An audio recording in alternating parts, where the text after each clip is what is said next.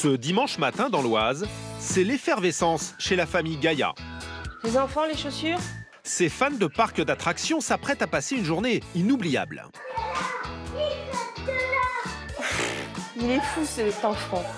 Pour Léo, 10 ans, Emma, 8 ans et Hugo, 4 ans, une journée magique s'annonce. Toute la famille se rend au parc Astérix. Vous les sentez comment les enfants avant de partir? À fond. Beaucoup trop à fond pour un dimanche matin. Chez les Gaïa, le plus célèbre des Gaulois a même une place de choix sur les étagères du salon. Ils sont Astérix Obélix, tu montes? Là? C'est des objets qu'on a achetés sur le parc. Voilà, ça ramène des souvenirs. Moi, j'aime bien avoir des souvenirs de là où on passe tout le temps. Profitez là, parce que d'habitude, ils n'ont pas le droit de toucher. En fait, Maïté, 36 ans, et son mari Manu, 38 ans, partagent cette passion pour les parcs d'attractions. En moyenne, ils y vont 2 fois par mois. Et pour ne pas exploser leur budget, surtout à 5, les parents ont leur technique. Le plus important, c'est les passes. Ouais. Ils ont acheté 5 passes à l'année, 130 € par personne. Alors, on prend les bouteilles d'eau et à manger. Ils ont toujours faim, les enfants. Toujours faim. Le goûter et les chips. Comme ça, on a juste le repas du midi à payer et ça revient un peu moins cher. Donc là, c'est prêt. On y va? On y va. C'est parti? Allez, go! Comme les Gaïa, ils sont nombreux à rêver de cette journée entre amis ou en famille. À l'Astérix? En coulisses, un énorme défi pour les équipes de ce parc, l'un des plus fréquentés d'Europe.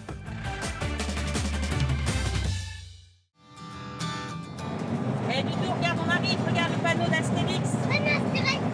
Oui. La petite tribu est déjà venue une dizaine de fois. Pourtant, on croirait qu'ils découvrent le parc pour la première fois. Regarde, Doudou, il y a Pégase. Mais visiblement, ils ne sont pas les seuls à s'être levés tôt. Allez, on y va. Direction l'entrée, Maïté va mitrailler toute la journée. La photo. Mais devant les grilles encore fermées, surprise. Oh là, à fond la queue, là. Oh. Ouais, il y a du monde, là. Ce week-end, les visiteurs viennent de toute la France. Maïté ne tient pas en place. Il est 9h23. C'est étonnant parce que normalement, à cette heure-là, on peut déjà être dans le parc, à se promener. Donc on attend pour rentrer. Les visiteurs doivent patienter car à l'intérieur du parc, tout n'est pas encore prêt. Le patron n'a pas donné son feu vert. Ça va? Sébastien Retailleau dirige le parc depuis 6 ans. La maintenance attraction pour Sébastien. Et vous allez le voir, il travaille toujours à fond. Je prends un peu des nouvelles de Tonnerre de Dieu. Je sais que vous aviez une intervention hier soir. On en est où? C'est ok, ça a été fait. Génial. Là, je suis en train de démarrer avec. Ah, super.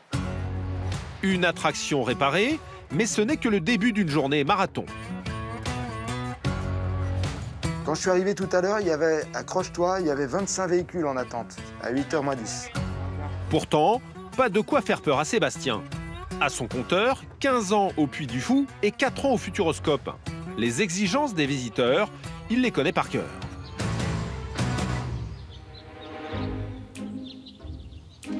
C'est lui le chef d'orchestre et il est du genre plutôt maniaque.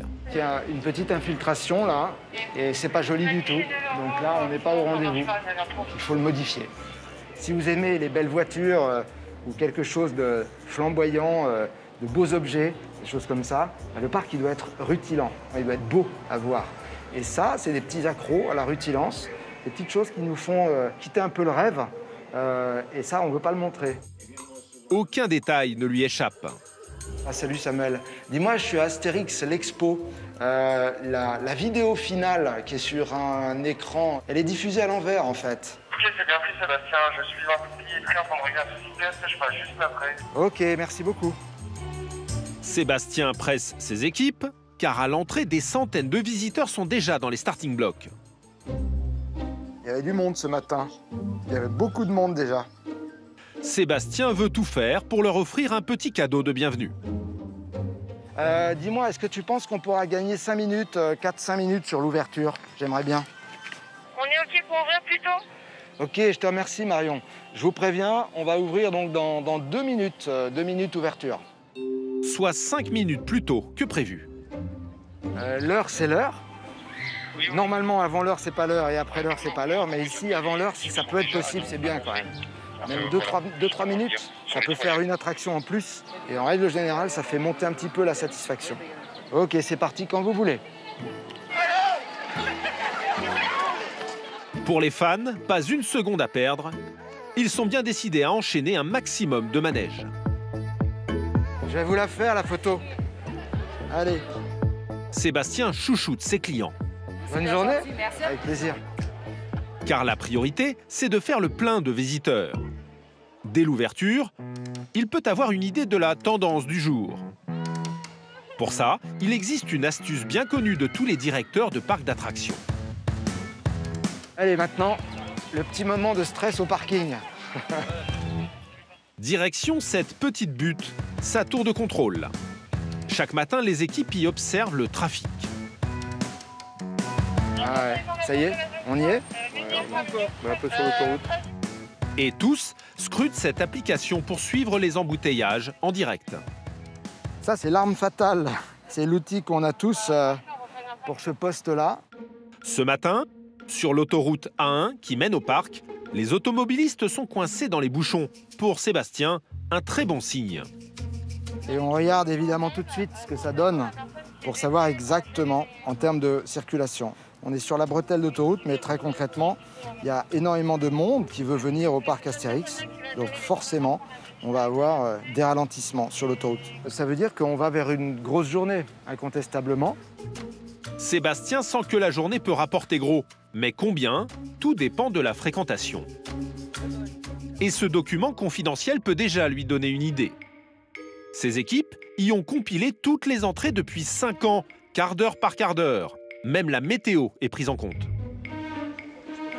Là, par exemple, on a eu à peu près 450 véhicules au dernier quart d'heure avec un cumul de 1700. Ça correspond un peu à la journée d'avant-hier. Donc pour l'instant, on sait qu'on est aux alentours de 17 500. 17 500 visiteurs, c'est plus que la moyenne habituelle, 15 000 par jour. Sébastien sent qu'il y a un coup à jouer. Si on fait plus de 15 000 visiteurs, ce qui sera probablement le cas, eh ben on décalera la fermeture ce soir, on la prolongera d'1 heure et on passera de 19h à 20h. 1 heure de plus sur le parc, pour les visiteurs, c'est la tentation de dépenser un peu plus que prévu. Mais quelques minutes plus tard, patatras. Plus de véhicules. Le vent tourne, Sébastien met un petit coup de pression à ses équipes. Et voilà, c'est ce que je redoutais, vous voyez. C'est en train de tomber la nichante. Hein? Complètement. Maintenant, je veux que tu me dises si c'est moins de 15 ou plus de 15.